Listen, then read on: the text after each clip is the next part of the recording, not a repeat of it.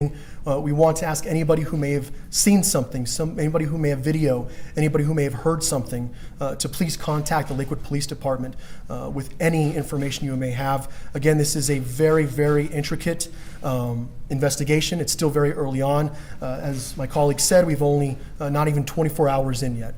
And so we're asking anybody with any information to please contact the Lakewood Police Department so we can continue to investigate this. I will now hand this over to Chief Payson.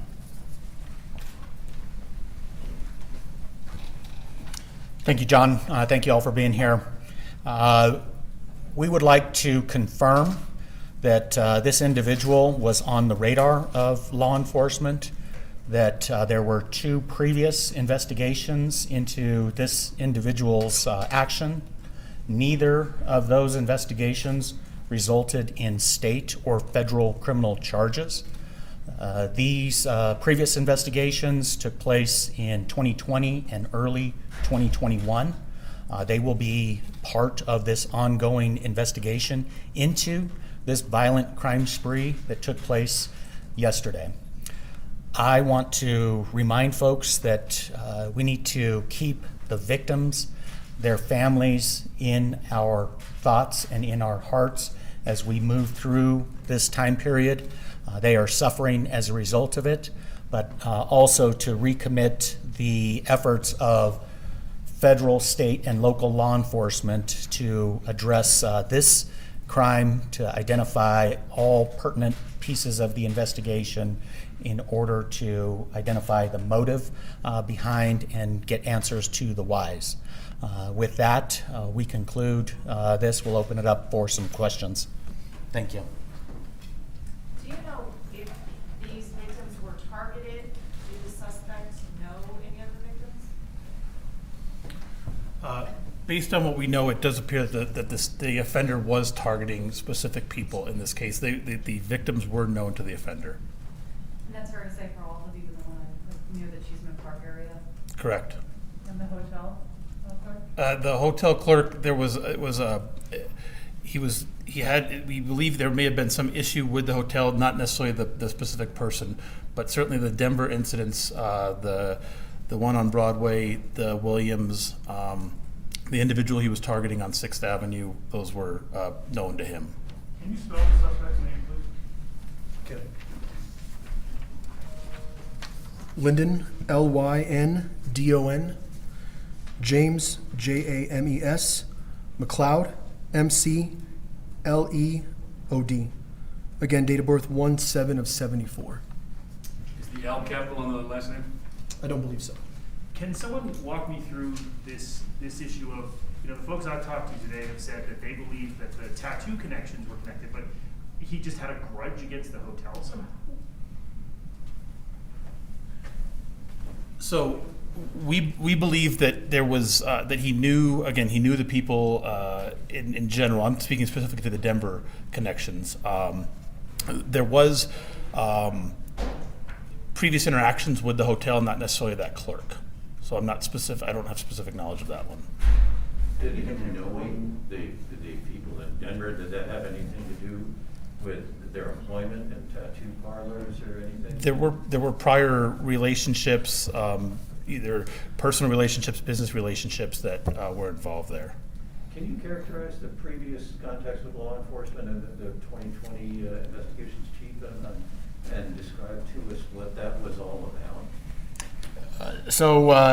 Alan, again, the important part of this is that this is part of our ongoing investigation.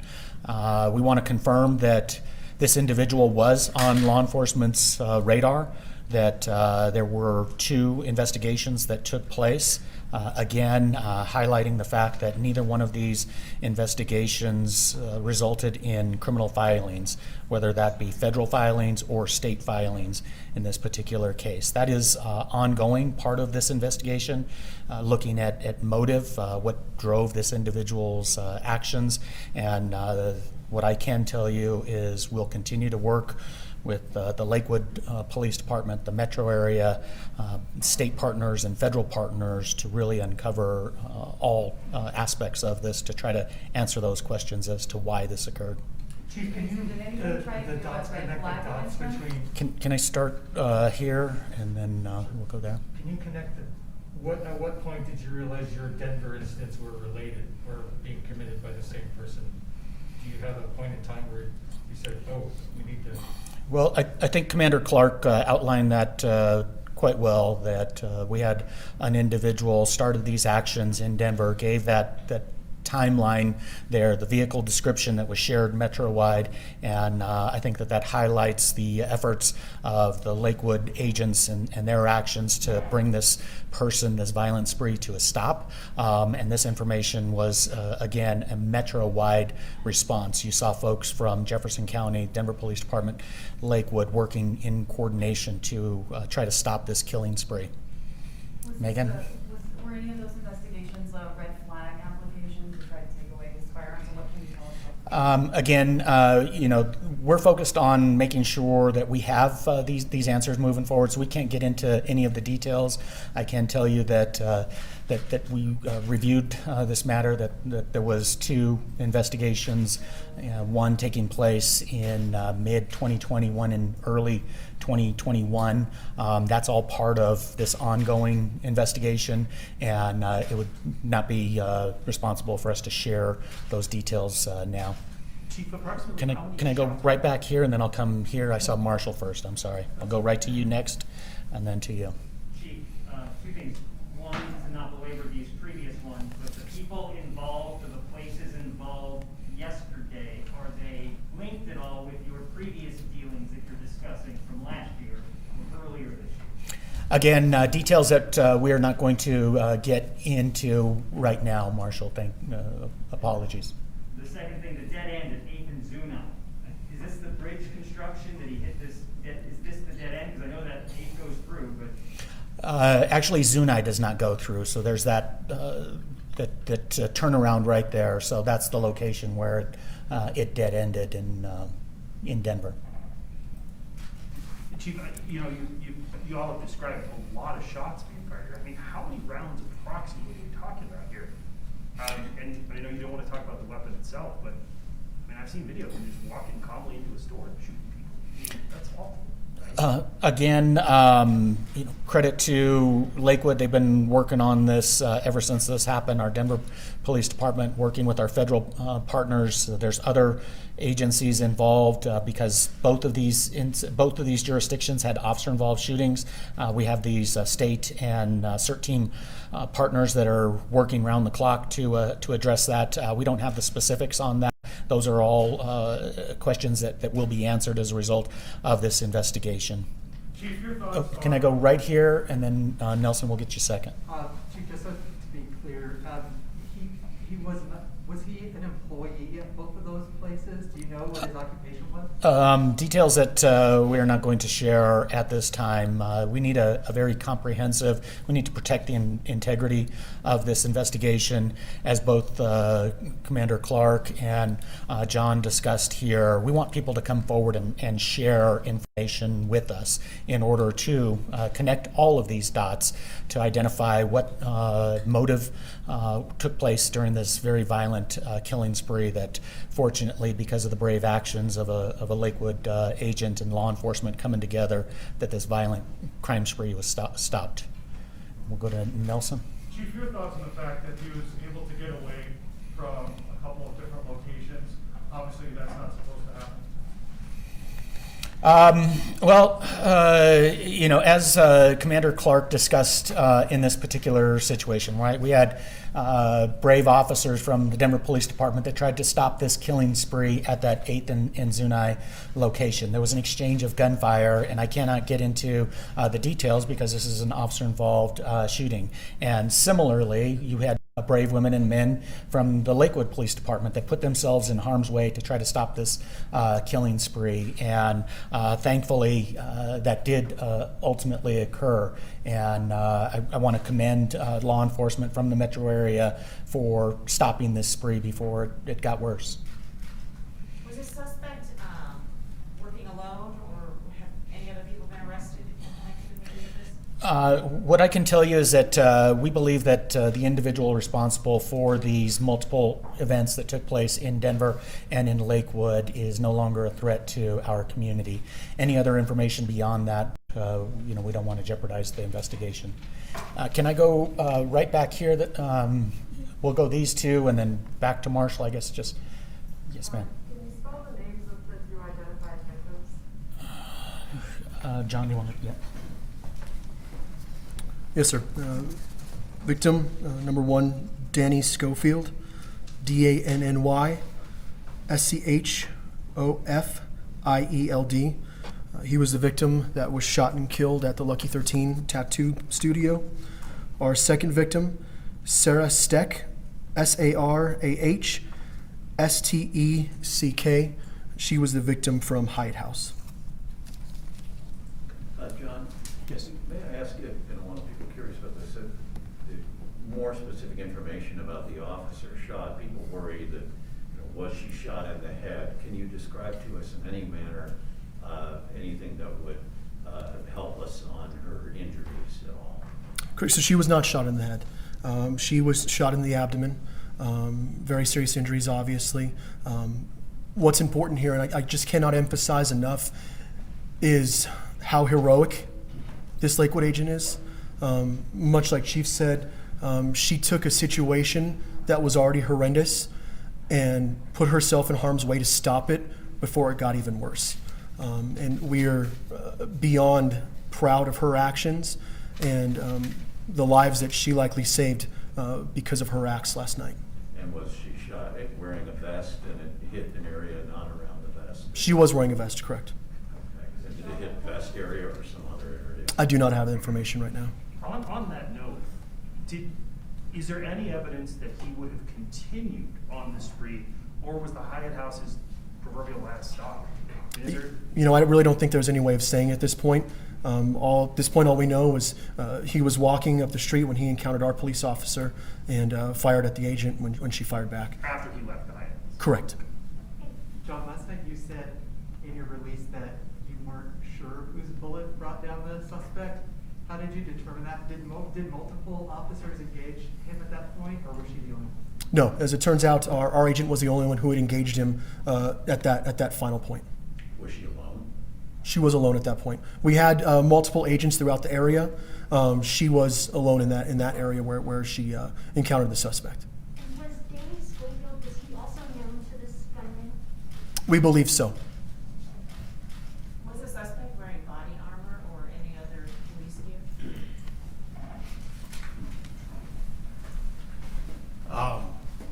I think at this point, while we're still investigating and getting video from these different scenes, it's probably something I can't answer at this point. Can you say anything about what type of weapon was found with him when he was killed? A long gun? There were two weapons recovered, but the specifics at this point we'll just hold off on while we continue to look into it. Yes, sir. Initially, it was that he had killed 4 people. Now we're learning that the Hyatt clerk also died. Did she die today? And is that officially now number 5 killed by this person? Correct. That is officially number 5. Unfortunately, she did die today at the hospital. Is there any truth to the rumor that he was writing under the pseudonym Roman McClay?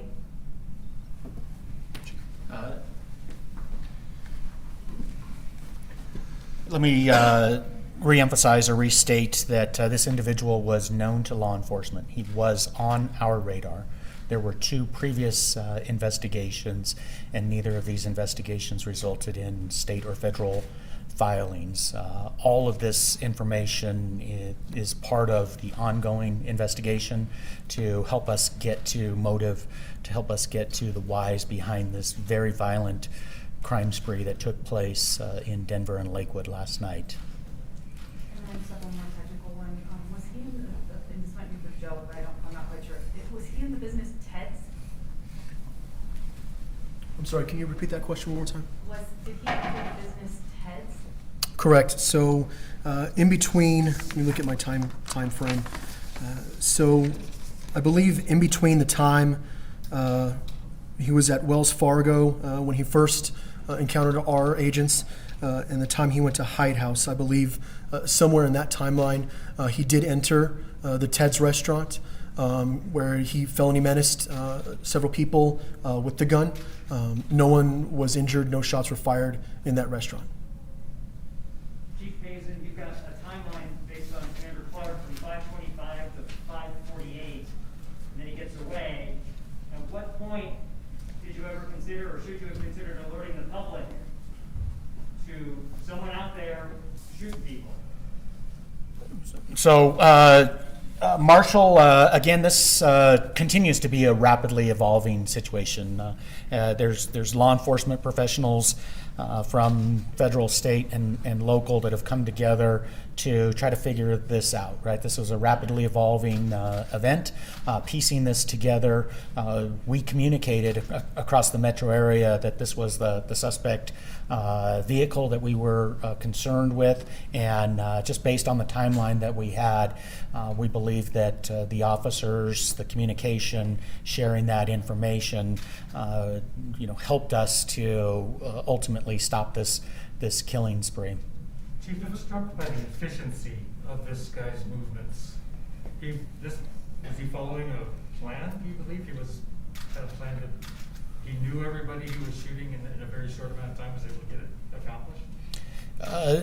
What you bring up is what we need to maintain focus on, the victims of this particular incident, the victims of this individual. And, the loss of life, the loss of 5 lives in the metro area is something that we need to make sure that we focus on these families, that we give them the support that they need moving forward. This is something that doesn't happen every day, and thanks to the collaborative effort of law enforcement in the metro area, it was able to stop this killing spree before it got any worse. There were multiple attempts where agents and officers placed themselves in harm's way in order to stop this killing spree. But we, at this time, certainly need to focus on the victims of this particular individual, as well as the actions of a brave agent that stopped this killing spree. Can you say you have a motive that you can't share? Do you think you know why this happened? We're too soon into an investigation to establish any of that. But again, we continue to seek information from the community, from the public, to help us with this. We will continue to review videos and witness statements and information to shore up timelines, to work on these, to review the previous investigations, as well as any additional information to try to establish a motive that was a violent killing spree in the metro area during the holiday season. And members of tattoo shops have no further need to worry? We believe that the individual responsible for yesterday's violent spree is no longer a threat to the metro area. Do you know, Chief, whether he was in legal or illegal possession of weapons? Again, all part of an investigation that we wouldn't share that information at this point. I saw the hand right here, and then Nelson, we'll get to you next. Is that okay? This may be a John question. Across the street from the Hyatt House is a restaurant, I think it's called The Rock or something like that. Had several windows boarded up today. Was that from a result of the shooting? Were any bystanders in danger of gunfire? So the holes you saw, the glass shattered there, was a result of this rampage. Luckily, no other bystanders were hurt. Obviously, it could have been a lot worse than it even was. Belmar is a very popular area. It was very heavily populated at the time. And so yeah, there was lots of people in the area. Fortunately, no one else got hurt. If investigators believe he acted alone, John, why were there SWAT teams and K-9 units going from building to building as late as 10, 11 o'clock last night? Purely as a safety precaution, just to make sure in this case that everyone was safe. We're getting multiple 911 calls from multiple people, multiple points of view. So that was done out of an abundance of caution to make sure the area was safe before those lockdowns were lifted. This almost seems as if he had an intention of going from here to here to here to here. Would you think there were more destinations on his list, shall we characterize it? You know, Alan, at this point, it's still so early in the investigation. We're looking into every possibility, so we can't say at this point whether that would be true or not. How many shots did the suspect receive and where? I do not have that information right now. I have one more question about the 6th and Bannock residence. That ties into, this is the same name, ties into a former business that he was part of at that residence. So what do we know about what he was, his connection to that spot? So I think Commander Clark covered this well, that there was a relationship, either personal relationship or business relationship with the folks in the different locations that took place in Denver. So that's the best that we can answer that question, is that at that particular location there was a previous relationship, whether that's personal or business. Chief, are you aware of any prior threats from him either within these other cases or aside from those other cases prior to this incident? Without sounding like a broken record here, he was on law enforcement's radar. This was an individual that was known to law enforcement. There were 2 previous investigations, neither which of these investigations resulted in state or federal charges. Had he been arrested even if not charged? Again, not something that we can talk about. We're generally not in the practice of sharing somebody's previous arrest record. Chief, what do you want us to get out of that? You said that a few times, that he was on the radar, that it didn't lead to anything. But yesterday happened, so what do you want us to digest from the fact that he was on your radar, but now people are dead and others are injured? So we share information to let the folks know, to let community know that this person was known to law enforcement, that we did review this individual on 2 occasions. One occasion occurred in mid-2020, and the second was early 2021. Neither one of these investigations led to criminal filings. That's important information to share. This is not an unknown party to us, and it's critical that we share this known information with our community. Now, the details of these 2 investigations are part of the ongoing, this multiple location across 2 jurisdictions that resulted in the loss of 5 lives in our community. So we are sharing that we knew of this individual, that there was an investigation into this individual, and that it'll also be part of this larger investigation to try to get to a motive and try to answer those why questions that our community has with the loss of 5 lives. Last Chief, question. Let me ask Martin's question a slightly different way. Excuse me. Do you wish something had happened differently following those 2 previous contacts with law enforcement? Again, that would be speculation, so there's no wishing. But I mean, people are dead.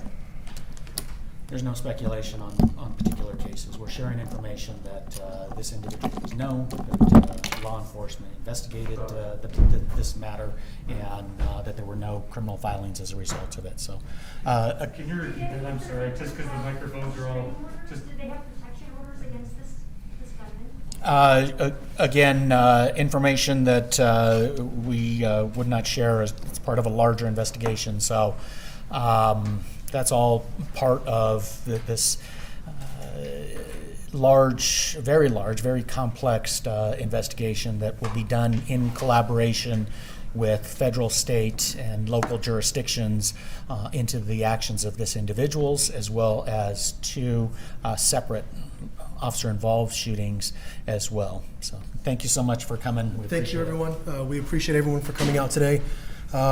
We can offer more information as it becomes available. Again, this is a very complicated investigation involving multiple jurisdictions. From the Lakewood Police side, we will be releasing the name of our agent who was shot, likely within the next day or 2. That will come out as a press release, so we will put that information out. So thank you all for coming.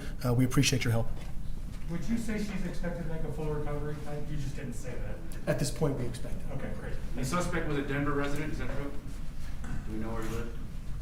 We do not have that information. No, not right now. We're still trying to piece that together. Thank you. Thank you all.